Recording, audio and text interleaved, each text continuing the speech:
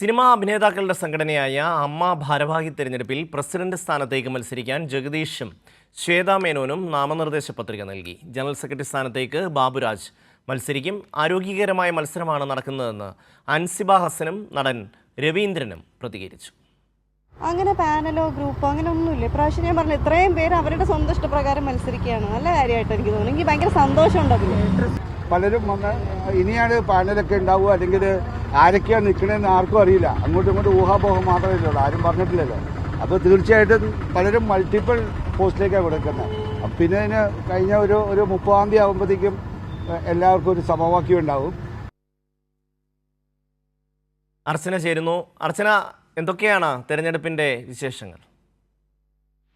താരസംഘടനയുടെ തെരഞ്ഞെടുപ്പ് നാമനിർദ്ദേശ പത്രിക സമർപ്പിക്കാനുള്ള ദിവസം ഇന്ന് അവസാനിക്കുകയാണ്. 4 മണി വരെ സമയമുണ്ട്. ആ സമയത്തിനുള്ളിൽ പരമാവധി ആളുകൾ ഇത്തരത്തിൽ ഈ നാമനിർദ്ദേശ പത്രിക സമർപ്പിക്കുമെന്നാണ് സൂചന. എന്തായാലും ഇപ്പോൾ നടൻ ജഗദീഷ് ഒപ്പം ശ്വേതാ മേനോനുമാണ് പ്രസിഡന്റ് സ്ഥാനത്തേക്ക് മത്സരിക്കാൻ ഒരുങ്ങുന്നത്. നടൻ ജഗദീഷ് നേരത്തെ തന്നെ ഇത്തരത്തിൽ നാമനിർദ്ദേശ പത്രിക നൽകുകയും ചെയ്തിട്ടുണ്ട്.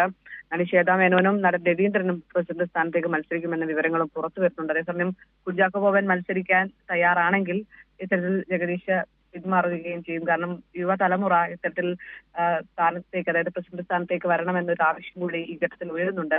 എന്തായാലും സ്ത്രീകൾ വരുമോ, അല്ലെങ്കിൽ യുവതലമുറയായിരിക്കുമോ പ്രസിഡന്റ് സ്ഥാനത്തേക്ക് വരുക എന്ന ചോദ്യങ്ങളൊക്കെ ബാക്കിയാണ്. എന്തായാലും ഇന്ന് വൈകിട്ടോടുകൂടി ഏകദേശം ഒരു രൂപം ആരൊക്കെയായിരിക്കും, ഏതൊക്കെ സ്ഥാനങ്ങളിലായിരിക്കും മത്സരിക്കുക എന്ന് മനസ്സിലാവും. മാത്രമല്ല അതിനുശേഷം ഇത് സൂക്ഷ്മമായി പരിശോധിക്കും. അതിനുശേഷമായിരിക്കും മത്സരരംഗത്തേക്ക് കടക്കുക. എന്തായാലും കൂടുതൽ പേർ ഇത്തരത്തിൽ മത്സരരംഗത്തേക്ക് വരികയാണ്. അതുകൊണ്ട് തന്നെ കടുത്ത മത്സരം ഈ അമ്മ സെക്രട്ടറിയിൽ ഉണ്ടാകുമെന്നാണ് പ്രതീക്ഷ. അർച്ചനയാണ് അമ്മ തെരഞ്ഞെടുപ്പുമായി ബന്ധപ്പെട്ട വിവരങ്ങൾ നൽകിയത്.